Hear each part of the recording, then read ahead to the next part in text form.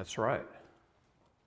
That's right. Tell an attorney that statutes aren't law, that what's legal is the undoing of God's laws. He never learned that in law school.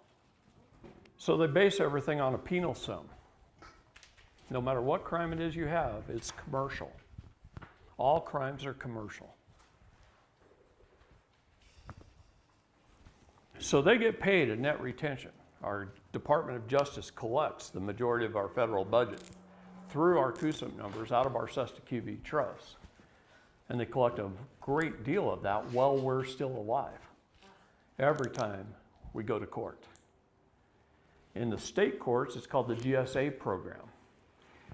The federal court clerks, if you look at Portland, Oregon's building that pretty much Antifa destroyed, the federal courthouse in Portland, but it's a 5-story building with 2 more stories below ground. Okay? Judge Mosman, he's no longer there, but he had the top 4, him and his aides. U.S. Marshal Service has a bottom 4 down in the basement. That's the marshals. Then there's 2 more floors of judges and courtrooms, 2 floors. All the rest of this building are court clerks. Court clerks. Why do they need hundreds? I mean, they're in cubicles. Why do they need? This building covers an entire city block. It's a big building. Why do they need so many court clerks? They're bank tellers. Mary, the head court clerk, Mary, runs all the tellers. She's the bank president. She handles all the bonds. The federal courts buy all the state bonds. So everything that happens in the 9th District, which is California, Nevada, Oregon, Washington, Idaho, Montana, anything that happens in any of those state courts under the GSAs, the federal government buys them. The federal court buys them from the states. That's what funds the states. And then they collect out of our trusts through the Department of Fiscal Services. So those people are sitting there in their cubicles, typing on the computer, and they're filling out the SF 273, 274, and 275 forms all day long.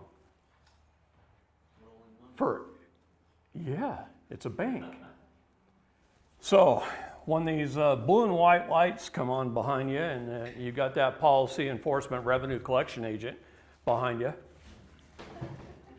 who the Supreme Court says has no obligation to protect you. No, it's not their duty. It is not the police officer's duty to protect you. Their job title is a policy revenue collection agent. They're to help fund the counties and the cities and the state. They presume you're a citizen, a person, or resident. Your status. This is called status. Anybody know what status is? Did you know there was more than one? Jeez, they just didn't want you to know this crap, do they? See, in Title 8, Section 1101 of the United States Code, it says definitions of statuses. These are the definitions of status that the United States government accepts, right? You can be a U.S. citizen or a U.S. national or a state citizen or a state national or a variety of other things that they accept. But what are you taught? Just to be the one that they have control over. Isn't that crazy? It is status. They presume your status. This government works off of unrebutted presumption. Unrebutted presumption. They steal your house by making a lot of clerical errors and you don't correct them and you acquiesce. You just pay the bills. And you don't correct those errors. And they stole it from you on behalf of the state. They steal your car when you go to the dealership and buy one by making a statement with the clerical errors that you fill out, you sign, you consent to, And then they stole your car. And you didn't even know it. You come home, you tell your family, look at my new car. Smell good? Got that new car smell? So nice. It's the States. You don't have the MSO or the MCO. Now, they assume you did something wrong. You did 70 and a 55. Doesn't matter what it is. They assume you did something wrong. They get your tacit agreement of you being a citizen, a person, a resident. And then they get up on stand and they lie. And your attorney sits there and says, shh, don't say anything. We'll get our chance later. And then the hammer gets dropped, and every lie that they said became truth and fact upon the record. You acquiesced to it. And your attorney knew that. He knows he's supposed to object to everything they say. And he sat there and he was quiet. And he told you not to speak because you can't. They can't hear you anyway. You know a judge can't hear you in court? No, they summons you into court. What is a summons? It's a seance. They're wearing black robes. This is a satanic ritual. They summon you into court, a seance, calling the dead into court. And there's two ways for you to appear in court. There's only two. It's in the law. There's general appearance.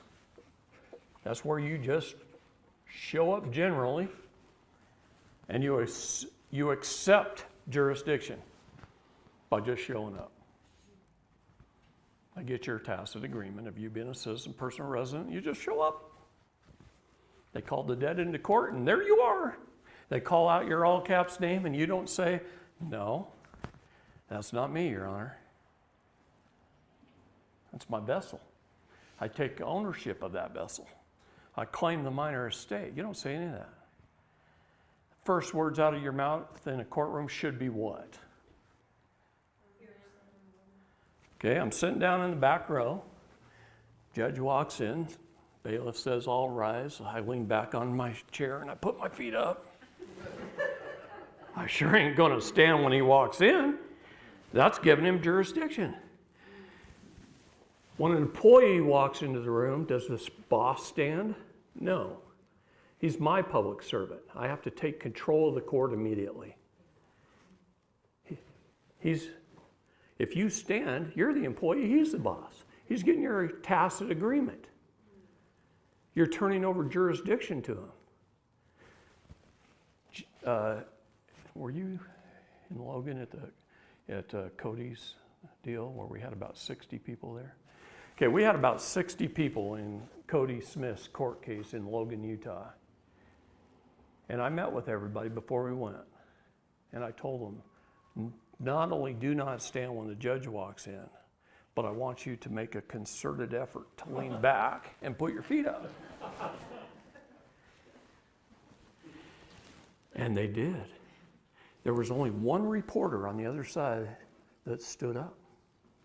Nobody else did. And then in one voice, when they started running over the top of Cody, we all said, let him speak, in one voice. And Cody got to speak. The entire court changed. What I tell people is, rally the troops, get them in there on your behalf.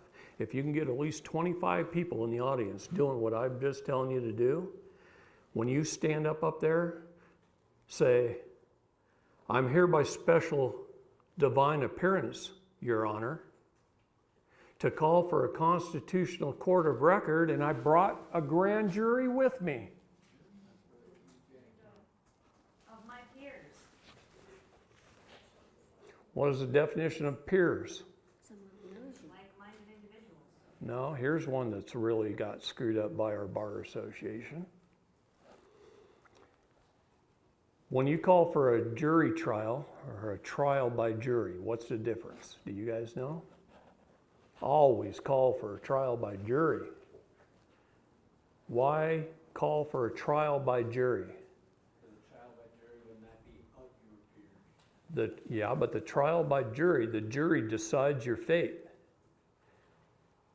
A jury trial, the judge can override the jury's decision and do whatever he wants. And they will try and force you into a jury trial. They will. That's a definition twist. Now, here's a definition twist on the word peers. The definition of the word peers is someone from your own neighborhood who knows your character and your situation in life. For only then can you truly judge a man. What do they get? They question the jury because they don't want anybody that even knows you. They want people from other counties, other areas of the state. They want to rig the trial to railroad you.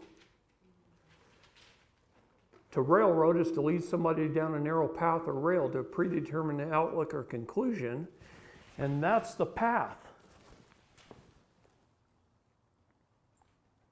Did that make any sense yet? Oh, the fraud in which we perceive, right? It's ridiculous. And when you stand up from that back row when they call your name, and the very first words out of your mouth when you stand up and you take your first step is, I'm here by special divine appearance, Judge, to settle this matter, to call for a constitutional court of record, to ask for a summary judgment upon the truth and facts placed upon this record by my documents, and I stand firmly upon my rights. Can I get that summary judgment, Your Honor? This thing is over with. Because they can't give you that. They have to do a summary judgment. The rule of three. Rule of three applies in all things. Celestial, terrestrial, and telestial, right? There's a rule of three. You have to ask them 3 times. And if they have an important question, they're supposed to ask you 3 times. And if not, you can say, what did you say again? See. How does a judge derive their authority? Since you brought it up.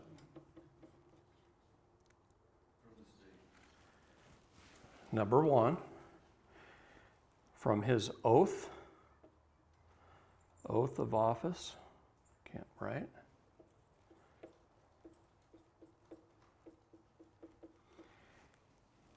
And any other requirements by the state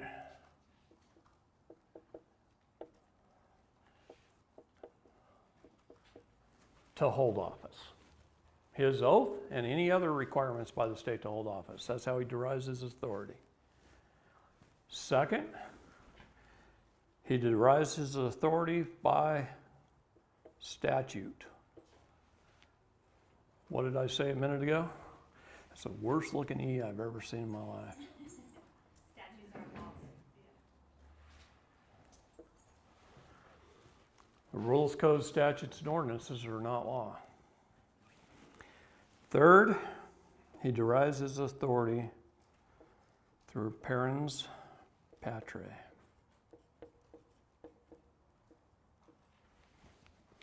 See, my first 3 questions, the very first document I submit, if we have to go to court, is a notice of appearance. A notice of appearance. I'm going to say, hey, I received this seance in the mail where you're calling the dead entity into court, and I'm willing to appear to settle this matter, but I'm going to do it by special divine appearance as a living soul. See, what does Genesis 2:7 say? Bible scholars in this room, I can see that. Genesis 2:7 says, I'm not trying to give you a hard time, it's just kind of fun. But, and I, God, created man from the dust of the earth, and I breathed into his nostrils the breath of life, and man became a living soul. So are we men or are we living souls? We're living souls. Our bodies are made up of what?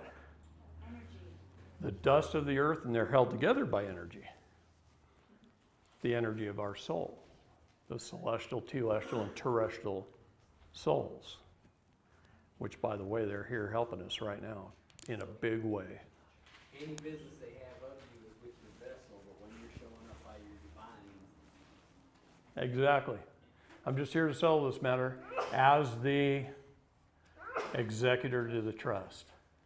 so therefore it's not really you, it's here. Yeah.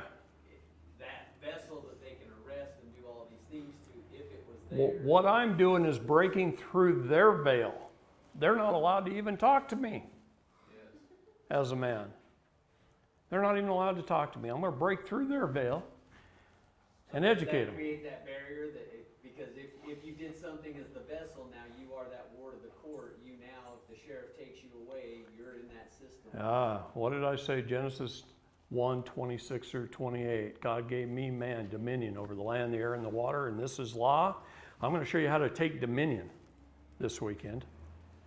And when you take dominion over all three jurisdictions, you are free. If you jump out of one into another with both feet, they'll destroy you in the other two. All these wonderful patriot groups out there, I love them.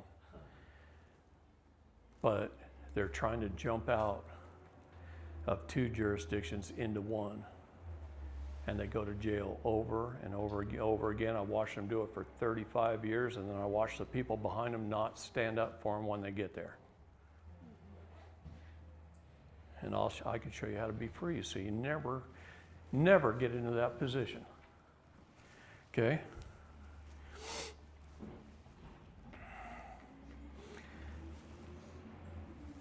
That's probably a good time.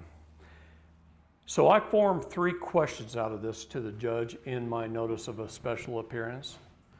I say, Judge, or Your Honor, do you claim to derive your authority over me based upon your oath of office and any other requirement of the state?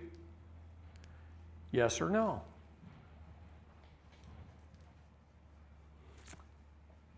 May I have a copy of those to make sure that they're up to date and current before I arrive into court? Because if he doesn't have his current oath on file the way he's supposed to, and they seldom do, case dismissed. Judge, do you claim to derive your authority over me based upon statute? Yes or no? I'm setting him up.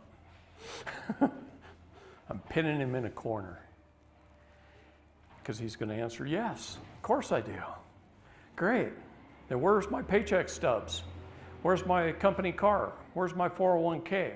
You're claiming I'm an employee of the state, of the county, of the city? Where's my paycheck stubs? I think you owe me a bunch. How much do you make? How much do these state employees get paid for driving a car around? Paid for by the state. I'm not at war. See, that's another thing. What is a warrant? It's a warrant. What is a warrant? It's a warrant. It's a declaration of war. They're declaring war upon you. I'm at peace. On my house, I fly the civil flag of peace. I walk into the courtroom with the flag of peace on my document. What's the flag of peace? They can't declare war on me when I'm at peace. They can't hold me for contempt when I'm at peace. This is just a discussion. And they can't out-debate me. Is it a physical flag that you have? Yeah. What does it look like? Yeah.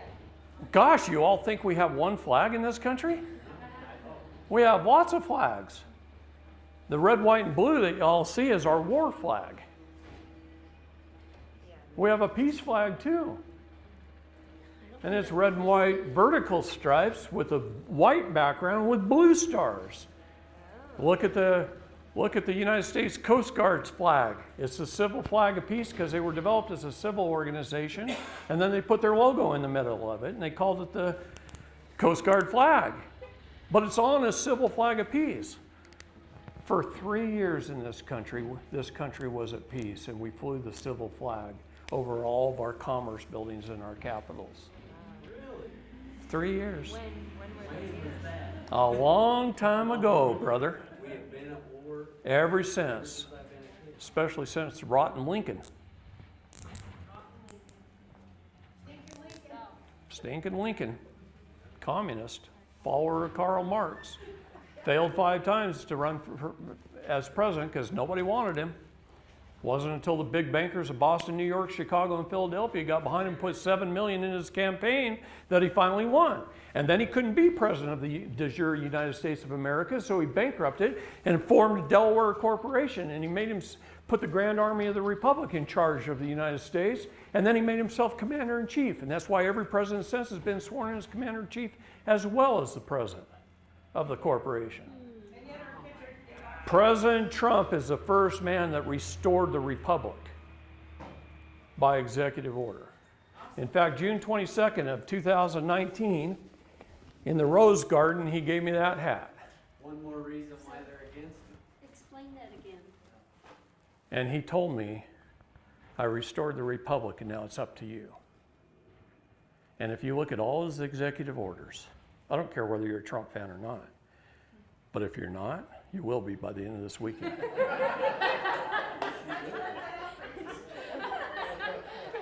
Because every executive order he has written goes something like this. I, Donald J. Trump, as President of the United States of America, that's our de jure government, take back our utilities from the United States. Which is the corporation. Do you know what he just did? And people read that and they don't even know jurisdiction. See? They don't even know what he did. And he's done that over and over and over again on behalf of the people. He just keeps restoring the republic over and over and over again. Right now, he's destroying the WHO and Fauci and the CDC and the pharmaceutical companies. He's destroying Western medicine. He's destroying it all on behalf of you. He signed 4 executive orders, and then he had to hop on an airplane for fear he'd be shot.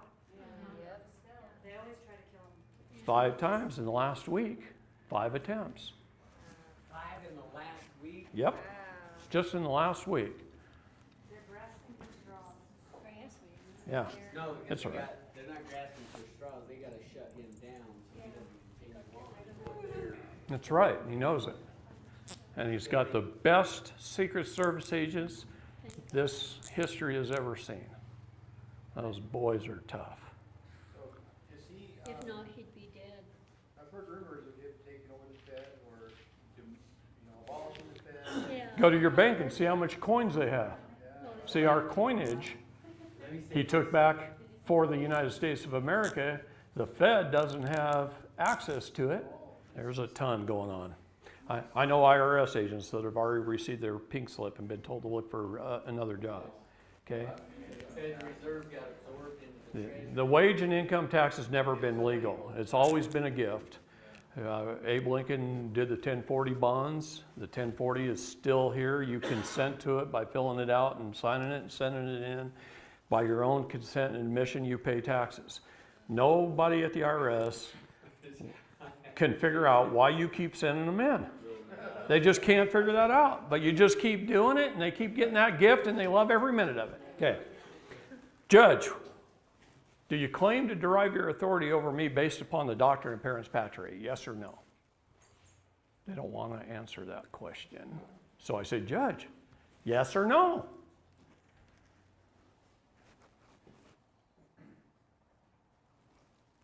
Judge, I need an answer to that question. Yes or no? You don't want them to get away with shit. Okay? They're your public servants. Take control of the courtroom. Because he's going to assert that he doesn't have to answer to you. Yeah, he absolutely does. He absolutely does. He lost all immunity. He tries to take back command of that court because Look, you know, the only state in the United States I've never been in is West Virginia. Do you know I helped remove the entire Supreme Court of West Virginia off the bench a couple years ago? It was in all the papers. I've never even been in that state. But they were doing a lot of people harm. So we got them off the bench. They lose their immunity when they step outside of the scope and authority of the law in which we, the people, lay down. The minute they step outside of that scope and authority, they lost their immunity. Which is all the As long as they're operating inside that, they're immune. We can't touch them. We can't sue them. But if we can prove, all the laws they've created.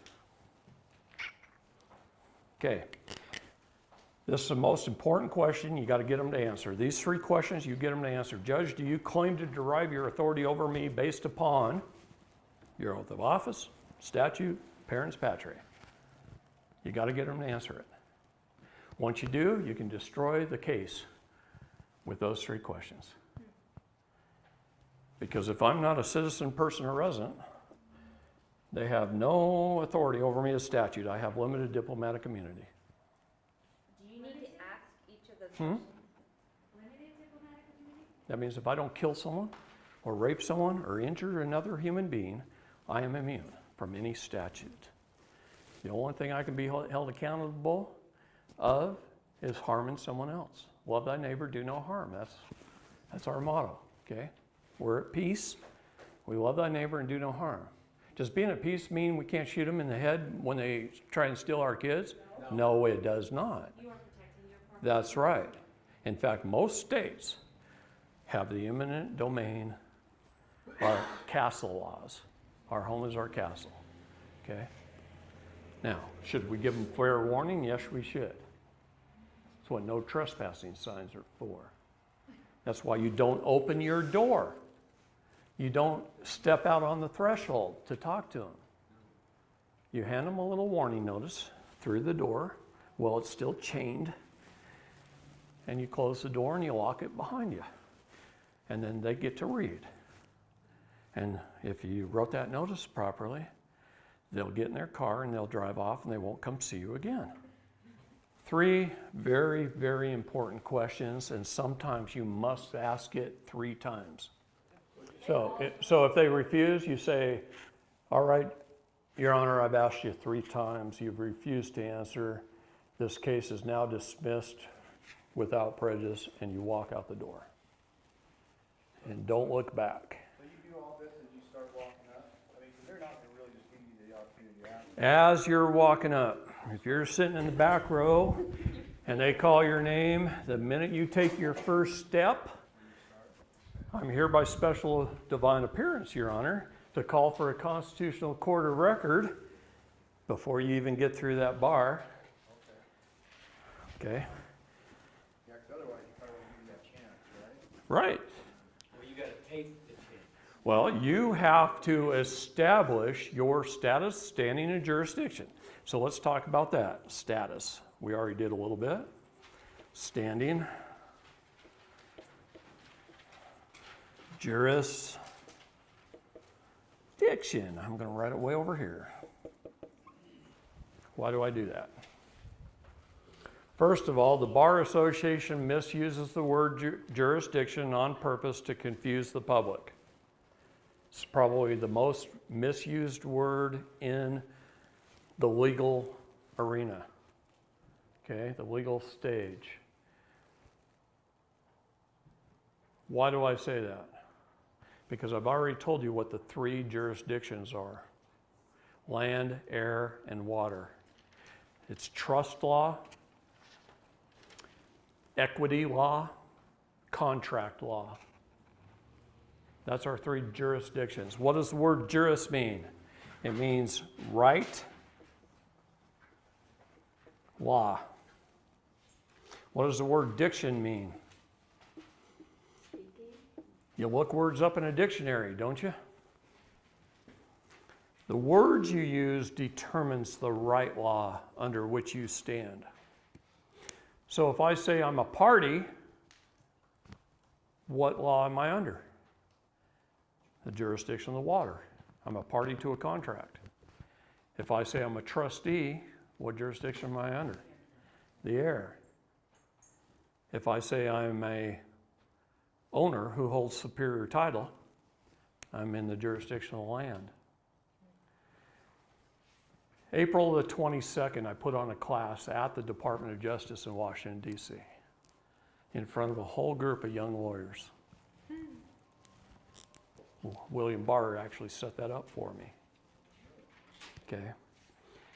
And I put on a class similar to what I'm putting on now, but I didn't have as much time. So I had to cram it in really fast and in a very specific order. But I taught them 1 + 1 is 2. They didn't know that. They didn't know the basics of law. They're out there trying to do algebra, and they don't even know 1 + 1 is 2. So I asked them, what is the law? Where did it come from? Where's its origins? How did we arrive at this thing called law where a small group of men could put something down on paper and hold me, a man, accountable? And I stood there like this. You could have heard a pin drop. They couldn't come up with an answer. They says, oh, one kid piped up and says, oh, it's a bill on Capitol Hill. And you know that little cartoon thing? He was repeating that. I just went. And then I told him about Genesis 1, 26 through 28. And I told them the basics of law, and I taught them about jurisdiction. See, they thought it was in the city's jurisdiction or the county's jurisdiction or the state's jurisdiction or the federal government's or this agency or that agency. They thought that was what jurisdiction means. No, that's venue. Who has the authority over it in that location is venue. Jurisdiction is, do they have authority and in which law do they have authority? So after I got done, this young attorney came up, 29 years old. He looked like he was 12. He was a grandson of a judge and the son of a judge. Long line of judges. Very smart man. He could rattle things off like you wouldn't believe. But he thanked me for what I had taught. And he said, can I tell you a story? And I said, sure.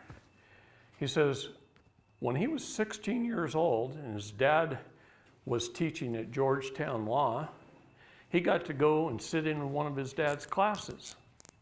And his dad taught law just like I did.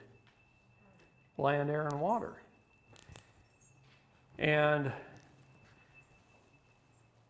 he says, but he said it a little bit differently than you did. And I said, well, how did he say it? Because I took several hours to talk about it. He says, he said it in a few minutes. And I said, well, then I want to know, because I've been doing this like 35 years, right? And the first 20 years, I made it really complicated, and I could talk really fast, and I would just blow people's minds, and none of them would listen, and I'd have a group of 20 people, and then a year later, I'd go back, and I'd still have the same group of 20 people. I go, this isn't working. About the noisiest little go-kart I've ever heard. Anyway, I said, this isn't working. If I'm going to get the same people year after year, the same 20, this isn't going to work. How can I wake up America, right? And he said this. He says, when a man walks into a courtroom, the very first thing he sees when he walks in is a little sign up on the judge's desk that says, Your Honorable Bob Smith, or whatever the judge's name happens to be. The reason it says honor is because you can't have honor without trust. You can't have trust without honor. Which form of law is trust law? The jurisdictiaire, the highest form of law. It is superior law. There's nothing more important in the law than having a fiduciary responsibility for the benefit of another. Okay? So he said this, the very first job title hat the judge puts on when he walks in the room is Your Honor hat. The very first thing he's going to administer, the first juris he's going to administer, is the jurisdiction of the heir. He wants to see if the man walked in with his express trust in hand. There's two types of trusts.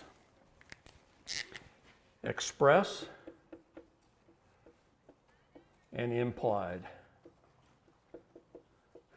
This is written and this is unwritten.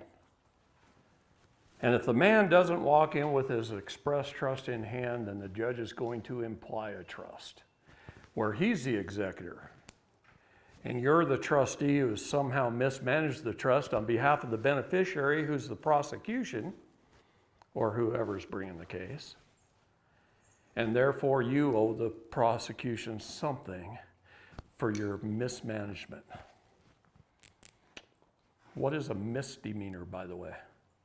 What is demeanor? It's your attitude. It's a miss. You got a bad attitude, go sit in the corner. You got a misdemeanor. You got the wrong attitude. That's what a contempt charge is. It's a misdemeanor. Right? All right. Words are important, and we just don't understand them. Never taught English in school.